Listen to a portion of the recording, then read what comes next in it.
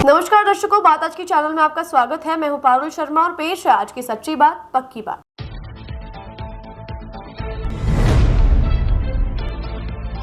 अंदरकोट में हुसैन के आशिकों ने नंगी तलवारों से खेला हाई दोस्त, करबला के मंजर को किया पेश।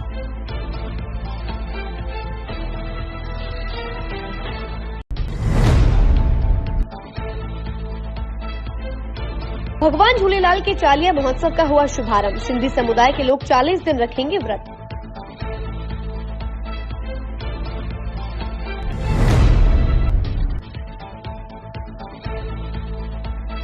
जिनदत्त सूरी महाराज का 2 दिवसीय मेला समाप्त। दादाबाड़ी में चल रहा था मेला।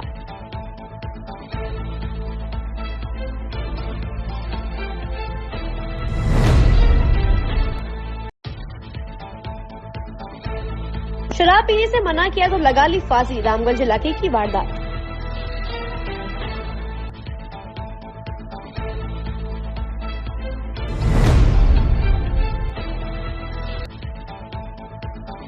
प्राचीन संतोषी माता मंदिर के पास नाले की खुदाई का पानी आने से रोष। पुजारी ने दी आत्महत्या की चेतावनी।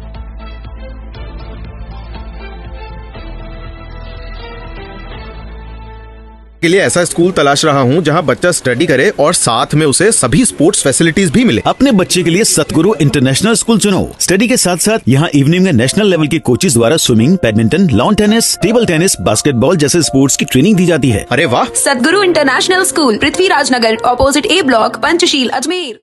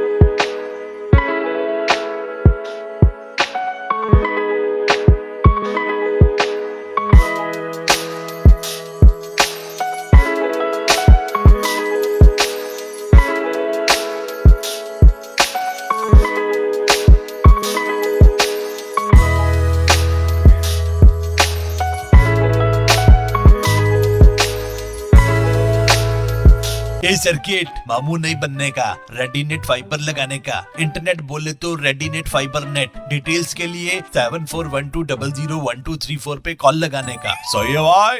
इंटरनेट बोले तो रेडीनेट फाइबर। अब शुरू करते हैं बातों का बेहतरीन सफर। अंदरकोट में मंगलवार रात को आशिकान हुसैन ने नंगी तलवारों से हाईदोस खेलकर करबला की जंग का मंजर साकार किया।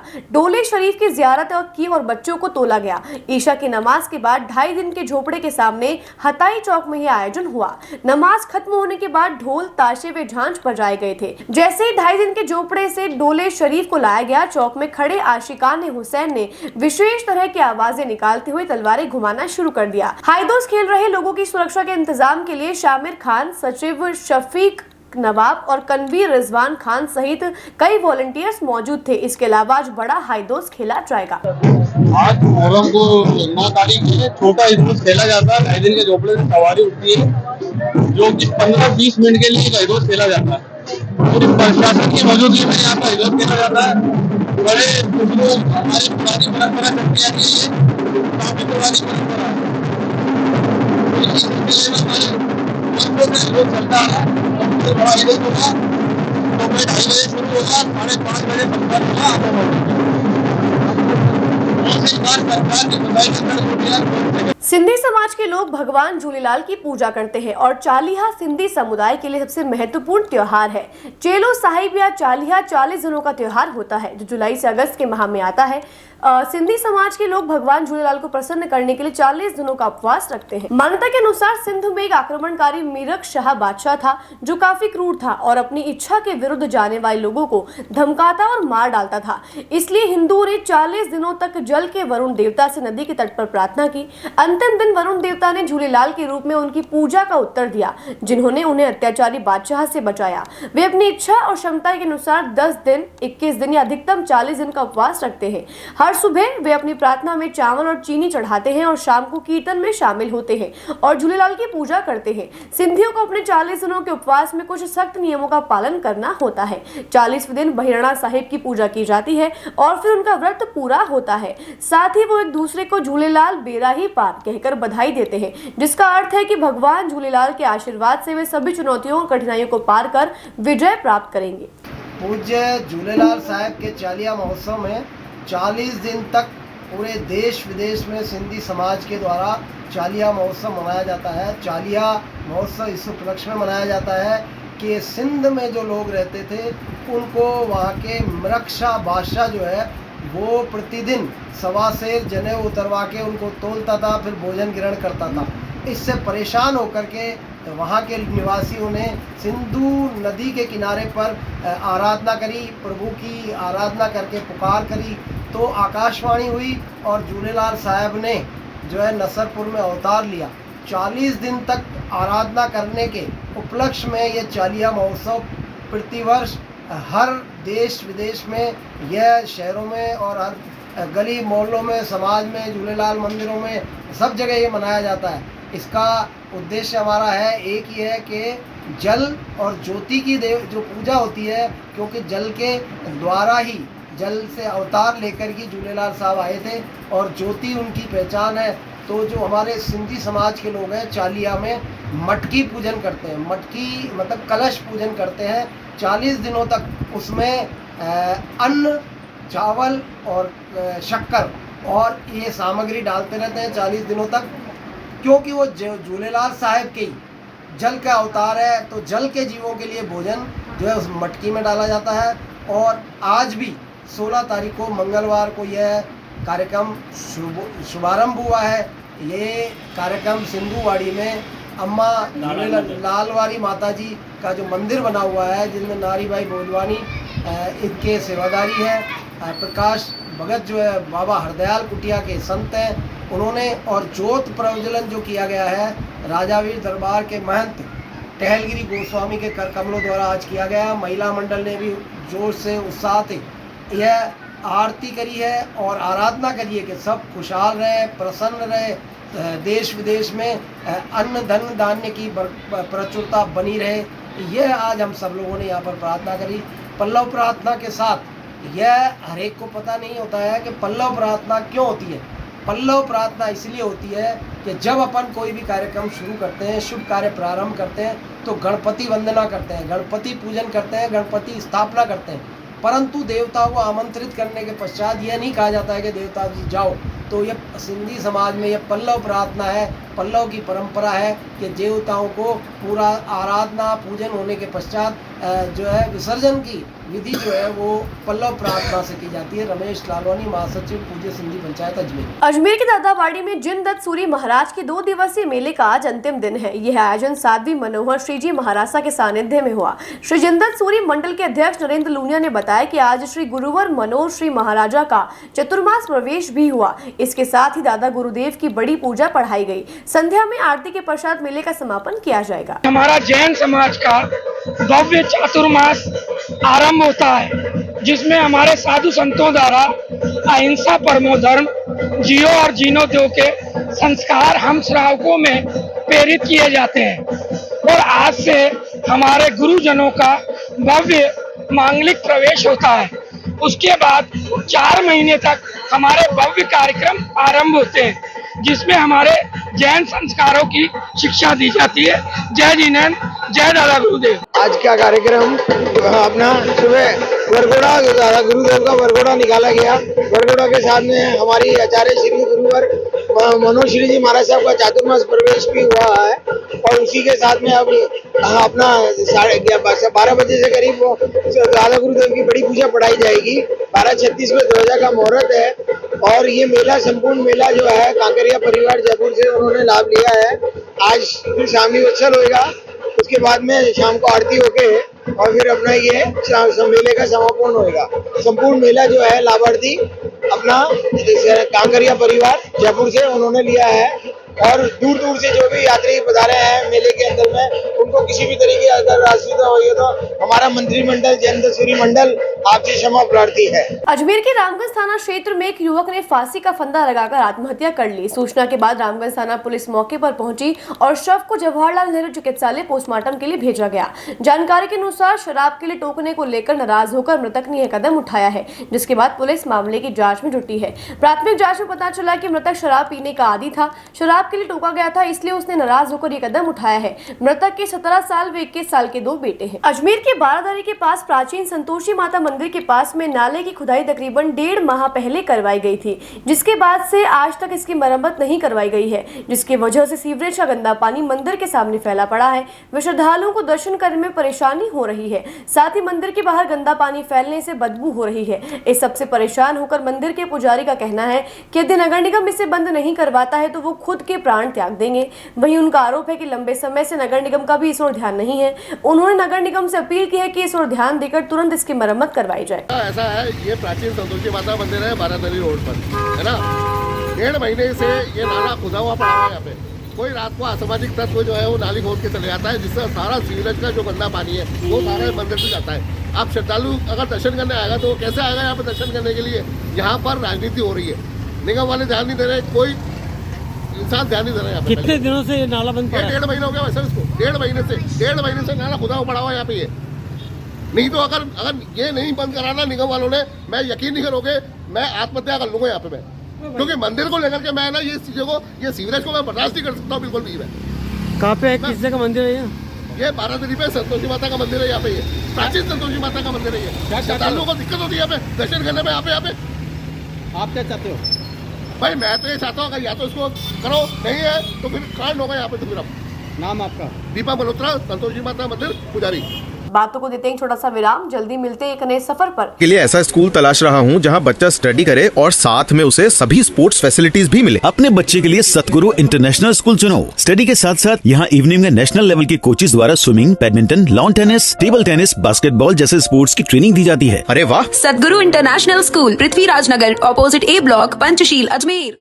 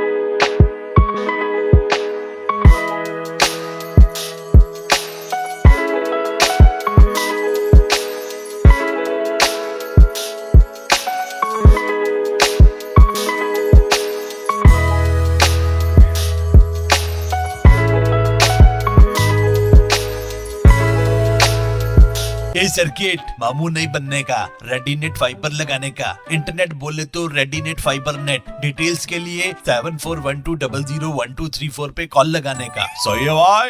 इंटरनेट बोले तो रेडिनेट फाइबर। एक बार फिर आपका स्वागत है। आइए चलते एक नए सफर पर। अजमेर के जिला एवं सत्र न्यायालय में एक एडवोकेट के साथ बड़ा हादसा होने से टल गया। वकील के जेब में रखा मोबाइल अचानक से गर्म होने लगा। इसके बाद तुरंत उन्होंने मोबाइल को निकाला तो उसमें से धुआं निकल रहा था और देखते ही देखते मोबाइल ने आग पकड़ ली। एडवोकेट विक्रम मल्होत्रा ने बताया कि उन्होंने 1.5 साल पहले 26,500 रुपए का रियलमी कंपनी का मोबाइल खरीदा था और आज अचानक से उनके मोबाइल में हीट की समस्या आने लगी, जिसके बाद उन्होंने अपने मोबाइल को जेब से बाहर निकाला तो उसमें से धुआं निकलने लगा। इसके बाद उन्होंने मोबाइल को जमीन पर फेंक दिया, जिसके बाद मोबाइल में अचानक से आग लग गई और मोबाइल जलकर राख हो गया।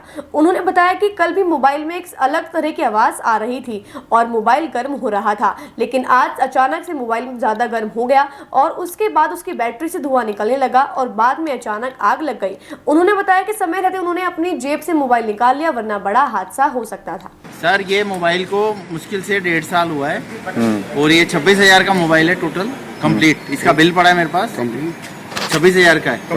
कंपनी है रियलमी है। अब इसमें नाम तो भी दिख नहीं रहा। रियलमी कंपनी का है। ये क्या कल भी हल्का ऐसे लग रहा था कि जेब में बैटरी फूल रही है, तो इसकी बैटरी फिर मैंने देखी है, वो बैटरी फूल रही थी, डैमेज हो रही थी। अभी अचानक सुबह ला के रखा है जो इसमें आग लग गई। यही कोर्ट के अंदर किस तरह की आवाजें आ रही थी इसमें? सर इसमें जैसे पानी का बहाव आता है ना, लहर का, ऐसी आवाज आ रही थी फर की। तो उसको देखा मैंने, टेबल पे लाके रखा, नहीं तो ये तो जेब में आग लग जाती। और ये मेरी पैंट है रेमंड्स की, ये भी अभी जल जाती क्योंकि ये पैंट क्या थोड़ा आग पकड़ने वाला कपड़ा है। कितना टाइम होगा इसको लिए मात्र 1.5 साल हुआ और 26,000 का ये है। अब क्या भाई तो बिल है, वो है, कंज्यूमर में लगाऊं तो कुछ हो सकता है। सर तन से जुदा नारा प्रकरण के आरोपी गौहर चिश्ती को कल न्यायालय ने बरी कर दिया था, लेकिन अभी तक वह जेल से बाहर नहीं आ सका है क्योंकि उसके खिलाफ एक और अन्य प्रकरण जारी है जिसमें उसको अभी तक बेल नहीं मिली है। आज गौहर चिश्ती को न्यायालय के समक्ष पेश किया गया, जिसकी कल सुनवाई की जाएगी। जब गौहर चिश्ती से मुकदमे के बारे में पूछा गया तो उसने कहा कि उसके खिलाफ रचनात्मक तरीके से झूठे आरोप लगाए जा रहे हैं, जिसकी उसको जानकारी भी नहीं है। आज एक अन्य प्रकरण के अंदर, जिसके अंदर न्यायालय द्वारा जमानत जब्त करी गई थी मुलजिम गौहर चिश्ती की, जबकि वो उस टाइम पर जेसी के अंदर था। पिछले 2 वर्षों से ही सभी को अवगत है कि वो 2 सालों से पिछले जेल के अंदर है और नवंबर 2023 के अंदर उसकी अन्य प्रकरण के अंदर बेल जब्त हो गई थी। इसलिए न्यायालय के समक्ष उसको उपस्थित रखा गया और जमानत अर्जी पे कल सुनवाई होगी, क्योंकि आज अवकाशकालीन पीठ बैठी थी। मैं फैयाज खान। मामला क्या है ये मामला 353 3-4 राजकीय चिकित्सा अधिनियम का था, जो कि बेलेबल है और उसकी थाने से ही जमानत हो चुकी है। आज ये 2020 का मामला है। कौन से कोर्ट में? आज NI 2 कोर्ट के अंदर उसको अवकाशकालीन पीठ के अंदर न्यायालय के समक्ष प्रस्तुत किया गया। प्रकरण क्या था, थोड़ा ब्रीफ में समझाए ना, क्या हुआ? नहीं, डिटेल के अंदर ये कल पत्रावली आएगी कोर्ट के समक्ष, तो कल पूरी की पूरी आपको वस्तु स्थिति से अवगत करा दिया जाएगा। बातों को देते हैं छोटा सा विराम, जल्दी मिलते हैं एक नए सफर पर। के लिए ऐसा स्कूल तलाश रहा हूँ जहाँ बच्चा स्टडी करे और साथ में उसे सभी स्पोर्ट्स फैसिलिटीज भी मिले। अपने बच्चे के लिए सतगुरु इंटरनेशनल स्कूल चुनो। स्टडी के साथ साथ यहाँ इवनिंग में नेशनल लेवल के कोचेज द्वारा swimming, badminton, lawn tennis, table tennis, basketball जैसे स्पोर्ट्स की ट्रेनिंग दी जाती है। अरे वाह। सतगुरु international school, Prithviraj Nagar, opposite A block, Panchsheel, Ajmer.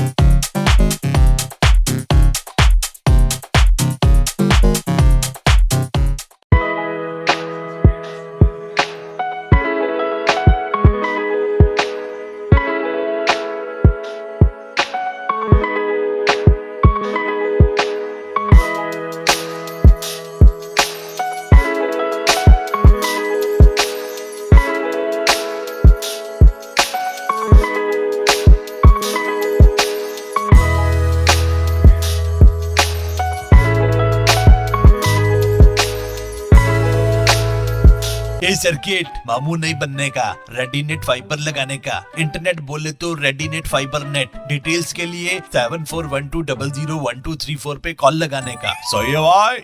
Internet बोले तो रेडीनेट फाइबर। एक बार फिर आपका स्वागत है। आइए चलते एक नए सफर पर। अजमेर के गंज थाना क्षेत्र प्रेम नगर गली नंबर 7 में सूने मकान में चोरी की वारदात सामने आई है, जहां से चोर तकरीबन 50,000 रुपए का सामान, जिसमें चांदी के आभूषण व नकदी शामिल है, लेकर फरार हो गए। जिसके बाद गंज थाना पुलिस को दी गई सूचना के आधार पर पुलिस ने मौका मुआयना करके रिपोर्ट दर्ज कर ली है व जाँच शुरू कर दी गई है। 10 तारीख को जयपुर गए थे, घर पे ताला लगा के गए थे। रोज वैसे हमारे चाचा आके और पैरों में पानी डाल के जाते थे। आज सुबह जब वो आए तो देखा कि ताले टूटे हुए, और जो ताले नहीं टूटे इंटरलॉक, वो गेट तोड़ के फिर वो अंदर आए। अंदर आके मैंने सारी अलमारियाँ तोड़ दी। अलमारियाँ तोड़ के जो अलमारी में छोटा मोटा उनको सामान मिला चांदी का, वो ले गए वो यहाँ से। लेकिन भगवान के बर्तन, भगवान वगैरह सब यहीं छोड़ गए। और जो पैसे थे कैश 5-10 हज़ार रुपये, वो ले गए वो यहाँ से। और है ना, बाकी सब कुछ छोड़ गए, बस गेट तोड़ के और सामान। मकान कहाँ पे, किस जगह है, कहाँ पे गए थे लोग? प्रेमनगर में है, फायसागर रोड पे। कहाँ पे गए हुए थे, काय के लिए? ये जयपुर गए हुए थे अपने बेटे बहू के पास। कब गए थे? 10 तारीख। तो यहाँ पर क्या देखा आपने? कोई आसपास में सीसीटीवी कैमरे वगैरह लगे हुए नहीं है? नहीं, यहाँ पे आसपास कोई सीसीटीवी कैमरा नहीं लगा हुआ है। आपने रिपोर्ट दर्ज करा दी? रिपोर्ट दर्ज करा दी। पुलिस आ गई मौके पे? पुलिस आ गई। थाना कौन सा पड़ता आपका? थाना हमारे गंज थाना। ठीक है। आप लोग? हम जयपुर गए थे हमारी छोटी बेटी बहू के पास। वहाँ से क्या मालूम पड़ा आपको, कैसे मालूम पड़ा? हमारे देवर को कह के गए थे भाई गमलों में पानी दे दिया करो। हाँ। तो वो गमलों में पानी देने आते थे, तो उनको ताला टूटा हुआ बाइक नहीं मिला बाहर का। अच्छा। तो उन्होंने कि भाई ताला कैसे टूट रखा है, तो जाली का गेट खोल के देखा तो ये गेट होता है लकड़ी का, वो काट रखा। अच्छा। इन्होंने हमको फोन किया क्योंकि चाबी तो इनके पास थी नहीं, कि भैया तेरे घर में तो चोरी हो गई, ऐसे ऐसे गेट काट रखा है। अच्छा। फिर हम गाड़ी करके यहाँ आए। अब यहाँ आके हमने देखा है तो 2 जोड़ी तो हमारी पायल की गई, और एक नारियल गया चांदी का, और 10-5 हज़ार रुपये रखे हुए थे पर्स में, वो गए। अब और तो हम देखेंगे जब पता लगेगा। ये पुलिस आ गई थी मौके पे? हाँ, पुलिस आ गई बताइए। ठीक है। कुल कितना का नुकसान होगा अंदाजन? अब ये देख लो, हो गया होगा 40-50 का तो हो ही गया होगा। पायल भी तो गई ना, नारियल गया। चोरों ने वारदात को अंजाम कैसे दिया है? चोरों ने कुछ मालूम पड़ा? क्या पता कैसे दिया। गेट काट रखा है, अलमारी को काट रखा है, और सब फैले सामान पड़े अलमारी के। ठीक है। आपका परिचय? मैं मीरा हूँ, ये इस घर की। कहाँ पे रहते हैं आप? हम यहीं रहते हैं, प्रेमनगर, फायसागर रोड पर, गली नंबर 7। मुहर्रम महीने की 10 तारीख होने से आज मुस्लिम क्षेत्र में मातम रहा और दोपहर बाद ताजियों का जुलूस निकलना शुरू हुआ, जिन्हें शाम को सैराब कर दिया जाएगा। ख्वाजा मोइनुद्दीन हसन चिश्ती की दरगाह के बड़े ताजी का जुलूस रात्रि 10 बजे इमामबाड़ा से निकलेगा और गुरुवार अलसुबह झालरा में सैराब किया जाएगा। दोपहर में अंदरकोट में तलवारों से हाईदोस खेलते हुए डोला शरीफ निकाला गया। तारागढ़ और दोराई में रक्त रंजित मातम करते हुए ताजिया की सवारी निकाली गई। दोनों जगहों पर शिया मुसलमानों ने फाके किए। एक गोल घेरे में तलवारों के पैतरेबाजी का प्रदर्शन करते हुए अकीदतमंद आगे बढ़ रहे हैं। हाईदोस खेलने वालों को नियंत्रित रखने के लिए कार्यकर्ता लठ और हॉकी लेकर व्यवस्था बनाते हुए नजर आए। वहीं पुलिस द्वारा हाईदोस की वीडियोग्राफी भी कराई गई। आज मुहर्रम की 10 तारीख यानी योम आशूरा का दिन है। इसी के साथ ये सोसाइटी पंचायत की ओर से जो हाईदोस खेली जाती है दोपहर 2:30 बजे, जो कि जो भताई से स्टार्ट होकर त्रिपोलिया गेट जाती है, वहाँ से विभिन्न मार्ग होते हुए आमा बावड़ी पहुँचकर वहाँ समापन किया जाता है। जी बिल्कुल, डोले शरीफ की भी सवारी होती है। डोली शरीफ में निकलते हैं। अमा ओड़ी पर शराब की जाती है। दोपहर 2:30 बजे स्टार्ट होता है जो शाम को 5:30 बजे तक समापन होता है। इंडिया के अंदर अजमेर शहर एक ऐसा शहर है जहाँ मात्र अजमेर में ही खेली जाती है, वो भी एक ही गाँव है और दी सोसाइटी पंचायत के लोग हैं। अब ये करीबन 800 साल पुरानी परंपरा जो है हमारे बुजुर्गों के टाइम से चलती आ रही है, जो आज हम भी निभा रहे हैं। आज के लिए बस इतना ही। कल फिर होगी आपसे मुलाकात, तब तक के लिए दीजिए इजाजत। नमस्कार।